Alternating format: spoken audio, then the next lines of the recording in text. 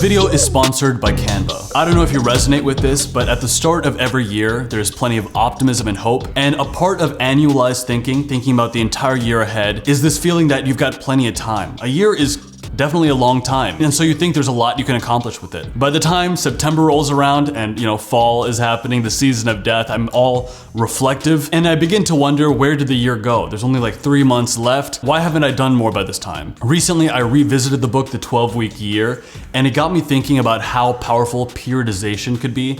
Periodization is this concept that athletes often use in their training, where they live their lives in terms of 4 to 6 week long experiments, these little chunks of time where they learn one skill specifically. And then once they focus so intensely on that one chunk, they move on to the next. And so with periodization, you live your life in these smaller increments and you're always in the thick of a much faster experiment. The theory is that when you live your life in a periodized way, where you live it in terms of shorter weeks, shorter experimental weeks, then hypothetically there's a greater sense of urgency. And I began trying this out, just making this mental switch that I don't have to think about the whole year, what's left of the year, the fact that I'm in the last quarter of the year. I can just commit to a 12-week long experiment, and in the thick of that, every day has a greater sense of urgency. So far, I found this concept immensely useful to revisit, and I want to talk about 7 ideas that have helped me periodize my life a little bit, as I especially run through a 12-week long experiment where I take up boxing.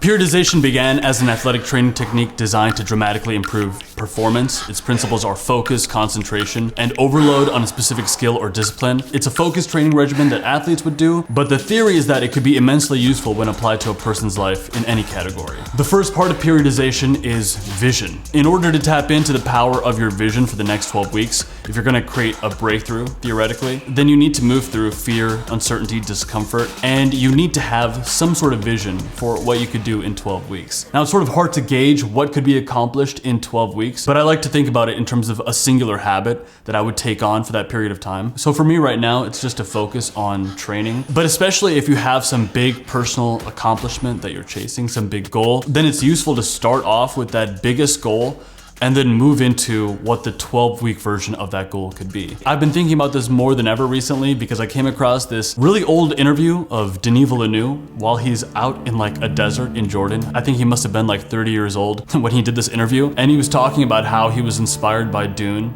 like 26 years ago at this point, and how he one day wanted to make the movie Dune. And then of course now that movie is on the cusp of coming out. Having a big vision like that can be a great directing force to what your life should look like to keep it exciting over the next 12 weeks. The next step then is to set goals. The goal defines success for the 12-week year. It represents what a great 12 weeks of your life would look like. And it also represents intentional progress towards whatever your longer term vision would be. After this, you would create a weekly plan. A weekly plan is a powerful tool that would translate your 12-week year into daily and weekly actions. The weekly plan is the instrument that would organize and focus your week, and it becomes like your game plan that you act upon. A program that I've sort of started experimenting with in creating my weekly plans is called Sunsama. This is not sponsored by them, but it's a pretty new startup and I've just been on their free trial. It's been a great way to take what I would theorize as a 12-week goal and then just break it up into what I do each day. Something like this would keep you on track with your core activities each day. Weekly plans allow you to structure your activities so that you're focused both on long-term and short-term tasks that are truly important. Principle 4 is measurement. Measurement is something that I've always had a hard time doing because the tough part about measurement is that it forces you to face the ugly reality of what your day or week might actually be looking like. So if you don't measure your activities, you could think to yourself that you've spent many more hours being productive than you actually have. But of course, once you actually get into the nitty-gritty and truly evaluate how you've been spending your week, you might find that your results have been kind of disappointing. With my own measurement, I'm trying to keep it a little simpler and focusing on something like 2 hours of writing a day or even 3 hours, but no more than that. But the beauty of having something like a 12-week year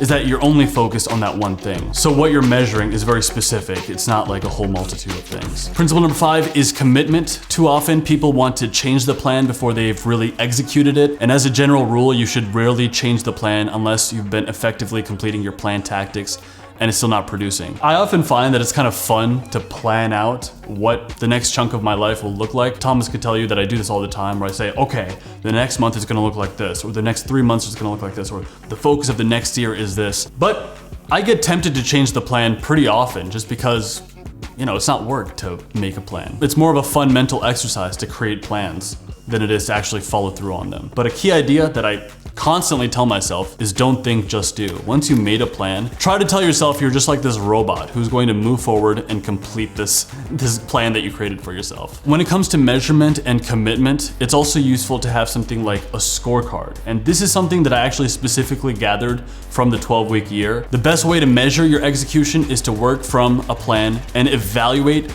the percentage of tactics completed. So you could list a number of things, like things that need to be checked off each day that would add up to 100%. And then each day, log what percentage you got. This is definitely a new thing I'm trying out, and there's actually a template that you can gather from the 12-week year website where you can create your own habits or activities or agendas and then give yourself a grade each day. There will be times where you don't execute well and you score poorly. People often drop out when they reach this point because they lack the courage to face the reality of their actions.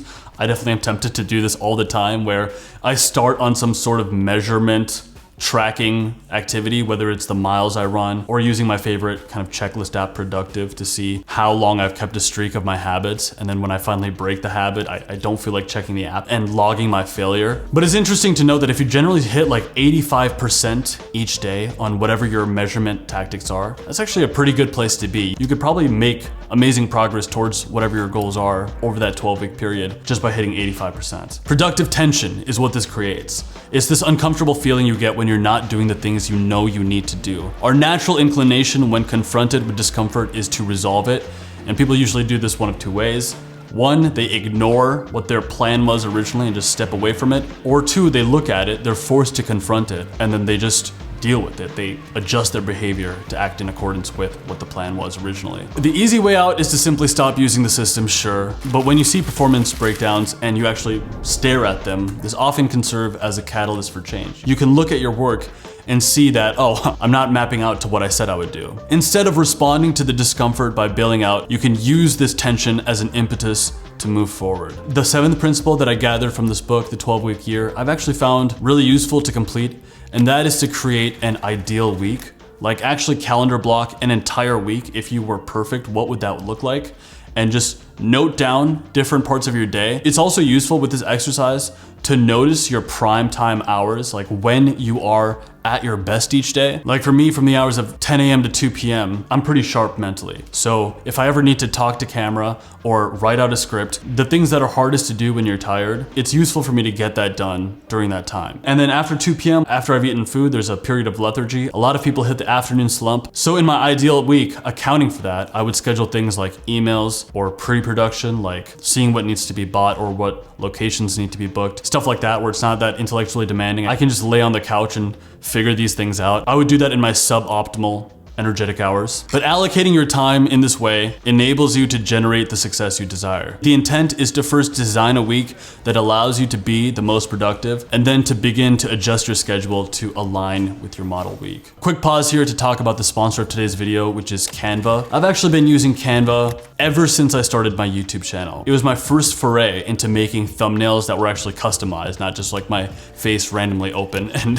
whatever YouTube chose as the thumbnail, letting that be. I especially found it really useful for beginners. If you have a channel of your own or you do any sort of social media work, if you want to make a banner, a poster, it's actually an incredible interface where you can create logos, you can create different designs. And if you want to take it to the next level, Canva Pro is actually fantastic for taking your design to the next level. It's easy to use, it streamlines your design process to create and share high quality designs with just a few clicks. With one subscription, you can deliver effective designs with 60 million premium ingredients, creative templates, stock photos, and more. You can even collaborate and comment in real time, simplify your design process, and create your best work with your team members. And it's affordable. I was pumped when Canva reached out to me for a collaboration because it's not often that you get to partner with a brand that you yourself have been a user of for many years, which has completely been my case. I know some of the people who watch me want to be YouTubers themselves, and I would say Canva is a fantastic place to start for making thumbnails or your YouTube banner, a whole number of things. If you click the link in my description box, you'll get a 45-day free trial of Canva Pro. I couldn't recommend it enough. Thank you, Canva, for sponsoring this video. Thank you all for watching. The final point I'll make about the 12-week year, or this idea of periodization to create a sense of urgency in your life, isn't one of the principles, but I think it's a very important concept. Results. Where do results come from? We often feel really impatient about getting results or wonder why different people have different levels of results. But the book makes this amazing point that our results often have a huge lag period.